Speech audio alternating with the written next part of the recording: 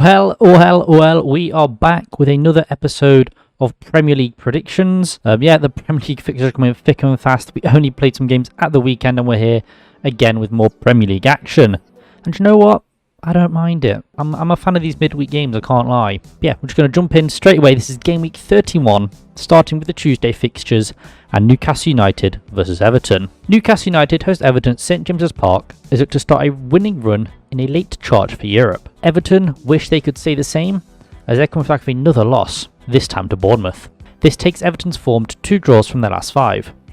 And to pile on further misery for Everton, they haven't won a league match in 4 months. Their last win coming in December against Burnley, which must seem like an age away for Toffee's fans. Newcastle are coming off the back of a win against West Ham, coming from 2 goals down to win the clash 4-3 in what was actually quite a thrilling game, to be honest. Maybe not for the most part, but towards the end it really heated up. This takes the Magpies' form to 2 wins and a draw from their last 5.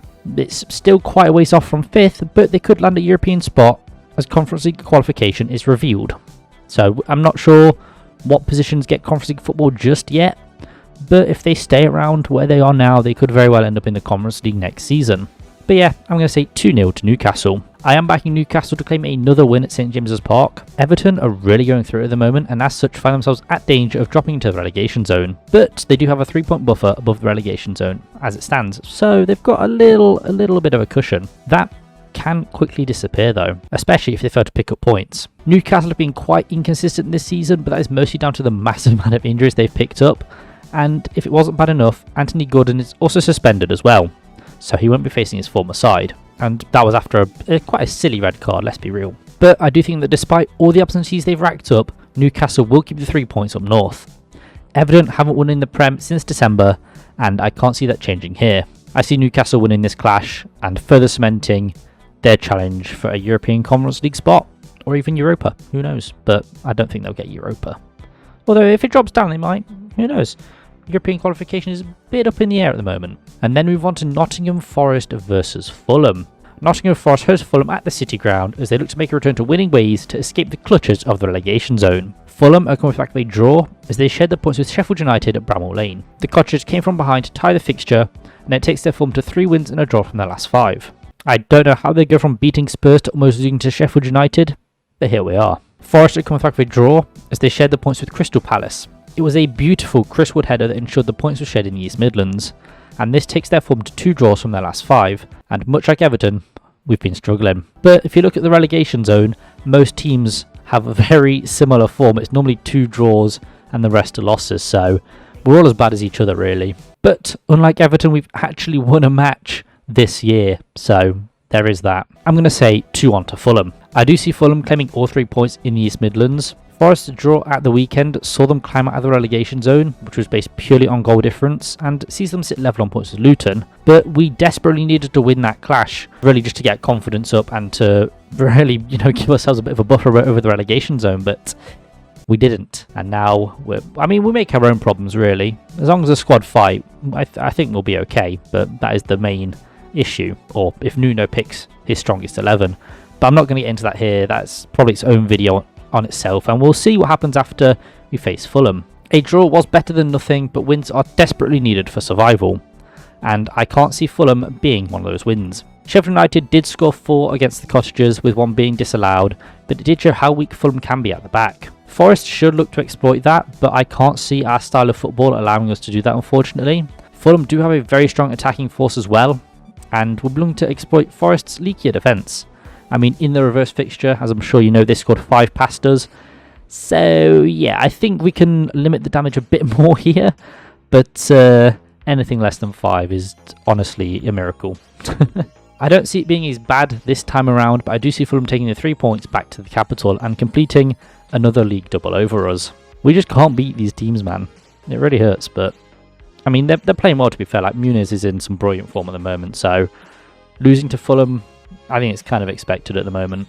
And then we move on to Burnley versus Wolves. Burnley host Wolves in Lancashire as they look to build on results to get some vital points on the board. Wolves are coming back with a loss as they failed to beat Villa and Birmingham. This takes Wolves' form to 3 wins from their last 5, which isn't that bad to be fair, and it sees them remain solidly mid-table. Burnley are coming back with a draw as well as they shed the points with Chelsea in the capital. This takes their form to a win and 2 draws from their last 5. And there's another impressive result from the Clarets, as they've shown they're not dead yet, and only sit 4 points from safety. And if you look at the relegation zone, in the past 5 matches, they have the best form out of the lot. So, Burnley could make a surprise charge and end up surviving. Hopefully not at our expense, but here we are. Wolves aren't at any risk of being dragged into a relegation scrap, whilst Burnley are trying to skip the clutches of the relegation zone, but I do still think that Wolves will be trying to finish as high up as they can. You know, maybe a surprise European spot, although I highly doubt it. I'm going to say 2-1 to Wolves. I can see Wolves taking all 3 points back to the West Midlands. Burnley performed well in West London, but had to come from behind twice to share the points, although it showed very impressive fight from the Clarets. Doing it against Chelsea isn't much to brag about though, however it's still a massive result for the Clarets as it further cut their points deficit of what they need to survive. Wolves did struggle in Birmingham, and this was largely down to their players who were sidelined, although luckily for Wolves, they're expected to have at least one of them back for this clash, and that is Cunha. He is set to make a return, and he's their second top goal scorer, so his return will gladly be welcomed by Wolves, and I think he'll inspire them to claim the 3 points in Lancashire. They didn't look like scoring when he wasn't in the side, or while he wasn't in Birmingham. I know he's been out for a few matches and they've scored goals, but yeah, he didn't look like scoring at all. But yeah, they didn't look like scoring against Villa at all. So, and I think, you know, Burnley, they're a bit leakier than Aston Villa, so, you know, with him back, they should be able to do a little number here. As I said, Burnley have conceded the second most goals this season, so Wolves will look to exploit that leaky defence and make a return to winning ways.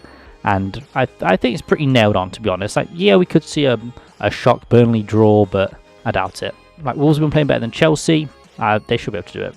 Let's be real, guys. Come on. Let's not take the piss here. And then we move on to Bournemouth versus Crystal Palace. Bournemouth host Crystal Palace at Dean Court as they look to continue their string of victories and add another win to their tally. Crystal Palace are looking to make a return to winning ways as they're coming back with a consecutive draw, this time against Forest. This takes Palace's form to a win and 3 draws from their last 5. Bournemouth are coming back with their second successive win, this time overcoming Everton without much issue. This does take the Cherries' form to 3 wins and a draw from their last 5, as they continue their fine performances. This is a proper mid-table clash, with Bournemouth sitting in 13th while Palace are in 14th, with just 8 points separating either side. I say just 8 points. That's quite a lot. I'm going to say 2-1 to Bournemouth. I can see that gap widening even further on the south coast. Palace have been performing better under Glasner, but are still suffering from many injuries that are hampering their performances, and it looks like those woes will continue for Palace, with many players not looking like they're close to returning at the moment. They did have quite a few attempts on goal against Forest, but just couldn't find the back of the net. Bournemouth have been playing well this season and are not suffering from as many injuries either. I think they've got like 3 players out or something, so it should be a very interesting matchup between the two. Bournemouth play attacking football under Areola, while Palace looked quite negative when they played. They looked quite negative against us, and we're not the most positive side, so yeah, might not bode well for Palace. Bournemouth do have a lot of attacking talent at their disposal, and Palace don't have the best defence either, though they have conceded less than their opponents, only conceding 49 to Bournemouth's 53, so it's not a huge margin, but still, those margins count. I do see Bournemouth giving all 3 points on the south coast though, and it will be another loss for Palace. I said like they've been losing out recently. They haven't, but they're not really picking up as many points as they can either, so you get what I'm saying. You're picking up what I'm putting down, right? And then we move on to West Ham United versus Tottenham Hotspur. It's a cross-London clash as West Ham host Tottenham in East London. The Hammers will be looking to make a return to winning ways and further cement their position for European football next season. Spurs are coming back with a win as they beat Luton in North London, which furthered their goals of securing Champions League football next season, closing the gap between them and Villa. This takes Spurs' form to 3 wins from their last 5, whilst West Ham come off the back of a loss, as they squandered a 3-1 lead over Newcastle in the north. This takes their form to 2 wins and 2 draws from their last 5, which sees them in 7th, just 4 points off 6th. And when it comes down to Europe, it's these like 7th and 8th places that really matter, so if they can stay around the position they're at the moment, they should be guaranteed another season of European football. I'm going to say 3-1 to Spurs though. I see the North London side winning in East London. Tottenham have been a very prolific attacking side this season, currently sitting on 61 goals, which dwarfs West Ham's tally of 49. Spurs have also been better in defence too, conceding 43 to the Hammers' 54. It's all looking up for Spurs at the moment. As mentioned though, West Ham did throw away a 3-1 lead at the weekend, as Newcastle came from behind to win 4-3. This can't have done well for the team's confidence, and I want to single out Phillips here, as comically, he was subbed on for then Newcastle to score 3 goals unanswered. The fans let him know of their frustrations as well. Spurs, much like Newcastle, play some brilliant attacking football, but with a much more solid defence. Spurs do have a couple of injuries to deal with, but it doesn't really seem to be anyone major, so I can't really see that affecting the North London outfit all that much, and I'm sure they'll claim the 3 points in East London. And then we move on to the Wednesday fixtures, and we start off with Brentford versus Brighton. It's the Benham versus Bloom derby as Brentford host Brighton at the Brentford Community Stadium. Well, we say it's a derby, it's more just two owners who don't really like each other. Brentford comes back with a draw as they shared their points with Manchester in West London. That impressive draw takes Brentford's form to 2 draws from their last 5, doing just enough to keep 5 points clear of the relegation zone. Brighton are coming back with a loss as they failed to beat Liverpool at Anfield. This takes the Seagulls' form to 2 wins and a draw from their last 5, and this leaves them needing to do a bit more if they want to secure European football next season. I'm going to say 2-1 to Brentford. I am backing Brentford to keep all 3 points in West London. It looks like Brentford's luck is finally changing on the injury front, as important players are slowly beginning to return. One big player returning is their joint top goal scorer in Wemo. He came off the bench against Man United, so I wouldn't be surprised to see him back in the 11 here. Despite being out for so long, he's still the Bees' joint top goal scorer on 7 goals. Brighton are still without their top goal scorer, however, as João Pedro is still sidelined through injury. Brentford are still suffering from many injuries, however important players are back, which is really strengthening their attack, and I can see them exploiting Brighton's not so solid backline here. Brighton's defence has been better than the Bees though, as they've only conceded 46 goals to Brentford's 55, but it's still not that solid. The Seagulls have also scored more, 51 to 42, so again, Brighton are in the ascendancy and they sit higher up in the table as well, but something's just telling me, based on Brighton's recent performances, they've not looked that great, and I can see Brentford grabbing a massive result here, to be honest. I know they've not had the best luck recently with injuries, and they're currently, almost in a relegation scrap, but I think they have what it takes to overcome Brighton and register another important 3 points on the board. And then we have Arsenal versus Luton Town. Arsenal host Luton Town at the Emirates is up to make a return to the top of the league, whilst their opponents are looking to avoid relegation. Luton Town are coming back with a loss as they fell to the Gunners' North London rivals in the capital. This loss to Spurs takes Luton's form to 2 draws from their last 5 and saw them slip back into the relegation zone, level on points with Forest. Arsenal also coming back with a draw as they shared the points with Man City at the Etihad. It was a boring game that takes the Gunners' form to 4 wins and a draw from their last 5. It saw them slip behind Liverpool, putting them 2 points behind the current league leaders, but they're not out of the race just yet. They'll be eyeing this clash against Luton as the perfect opportunity to climb to the summit of the league once again, and hopefully it's a much more exciting match than the one they played against Man City. I'm going to say 3-0 to Arsenal. I do see Arsenal claiming all 3 points in the capital. Now, as I normally mention, Luton have performed well this season, but I can't see them getting much from this match, if anything, to be honest. The last time the two sides met, they did play out a 7-goal thriller, but since then Luton have seen their injuries pile up, and as such, results have also declined. But they're also grinding out results here and there, so it's not too bad. It's a much different story on the road as well though. I mean, at the Emirates, I can't see Luton doing much. Arsenal have been the most prolific attacking side this season, as they've scored 70 goals so far.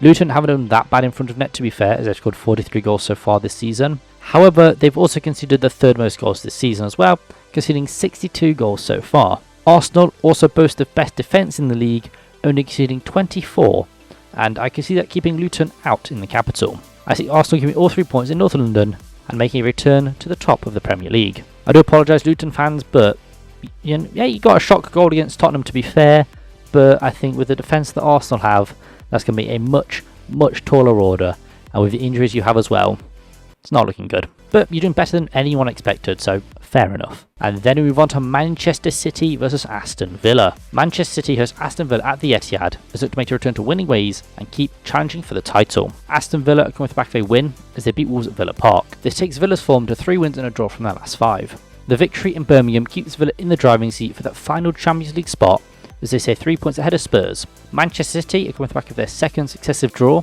This time the points were shared with fellow title hopefuls Arsenal at the Etihad. This takes City's form to 3 wins and 2 draws from their last 5.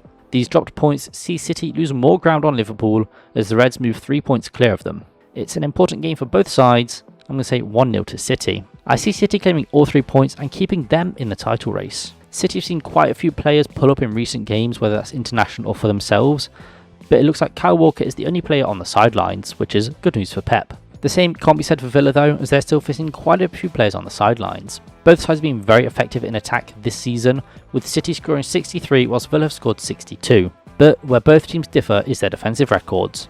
City have the 3rd best defence in the league, only conceding 28 goals, whereas Villa have been much leakier at the back as they've conceded 42 goals. Obviously this hasn't been helped by Villa's defensive absentees, but still, it's a lot worse than City's, which is to be expected, to be honest. City haven't been the ruthless attacking side that they normally are considered to be recently, and that's why I can't see them scoring many goals this time around, despite Villa's defensive record. Ultimately though, I do see City keeping their 3 points in Manchester and further pushing Liverpool and Arsenal to retain their English crown. It's a very exciting title race, and as a neutral, I'm looking forward to the run-in. It's really heating up. I'm a big fan. And then we move on to the Thursday fixtures and Liverpool versus Sheffield United. It's a top versus bottom clash as Liverpool host Sheffield United at Anfield. They look to get a winning run going once again and further cement themselves at the top of the league. Sheffield United come back with a draw as they shared the points with Fulham in Yorkshire. This takes the Blades' form to 2 wins from their last 5 and shows they're not entirely dead and buried just yet. Liverpool come back a win against Brighton, which saw them return to the top of the league. This takes Liverpool's form to 4 wins and a draw from their last 5 and gives them a 2-point advantage over their fellow title contenders. I'm going to say 4-0 to Liverpool. I can see it being a fairly easy night for Liverpool, despite all the injuries they're still contending with. I don't mean any disrespect to Sheffield United, but their record against the top 6 sides isn't exactly stellar, and I can't see anything changing on Merseyside. To be fair to the Blades, they have looked much better recently, but I can't see anything that shows me that Sheffield United can challenge Liverpool, especially in their own backyard. They've conceded the most goals this season, having 77 put past them so far, and they're facing a Liverpool side that has the second best attack in the league, as they've scored 67 goals so far this season. I do think that the Blades look a bit better in defence than they have done this season, so I can't see it being a complete whitewash like Sheffield United have been on the receiving end of, but I do still think that we'll see many goals from the current league leaders, because they're a very fluid attacking outfit. They've got Darwin Núñez, they've got Mo Salah, like Luis Diaz, some brilliant attacking players, and Sheffield United don't really have anything that can stop them. Unfortunately for the Blades, I think it's another loss, but hey, it's to the league leaders, so you can't really complain. And finally, Chelsea versus Manchester United. Chelsea has Manchester United at Stamford Bridge as they to make a return to winning ways and move into the top half of the table. Man United come back with a draw as they share the points with Brentford in West London. It was a goal in the dying embers that saw the points being shared. This takes United's form to 2 wins and a draw from their last 5, and this also sees their quest for Champions League football stumble once again, although after this season's campaign, not sure where they want to be in it so soon. Chelsea are also coming back with a draw as they share the points with Burnley at Stamford Bridge. These shared points keep Chelsea in 11th place and takes their form to 2 wins and 3 draws from their last 5. Now that's not great for a side who should be in 4th. Pochettino is delusional, let's be real. I'm going to say 2-1 to Man United. I do see Manchester United claiming all 3 points and taking them back up north. Chelsea have not been having a great time with things recently and have been a very inconsistent side throughout the season. They're consistently inconsistent, if you will. They can't even rely on beating teams in the relegation zone or at home, as Burnley gave them a run for their money on the weekend. It's not looking great for the Blues, to be honest. I don't think you need an expert to tell you that. Man United haven't had a great season by their own standards either, but they're doing much better than their opponents. Chelsea have scored more goals than their opponents, scoring 49 to United's 40, but have also conceded more goals than their opponents too, conceding 47 to United's 40. Despite scoring less goals so far this season though, I do see Manchester United taking the game to Chelsea and coming away with this all-important 3 points. Chelsea will see themselves stuck in 11th place once again, and I think they've only got themselves to blame because they are very inconsistent at the moment, and while Man United aren't performing at their best, they're definitely the better side in this clash, and it'll be a very important 3 points for their European hopes come the end of the season. I don't think Chelsea need to worry about Europe, to be honest. But yeah, I've been O2GT. Hope you have enjoyed this video. If you have any predictions of your own, please leave them down in the comments. I do enjoy reading what you guys are cooking up. And yeah, hope you guys have a brilliant rest of your day. Hope your team wins unless you support Fulham. And I'll see you guys in the next one. Peace.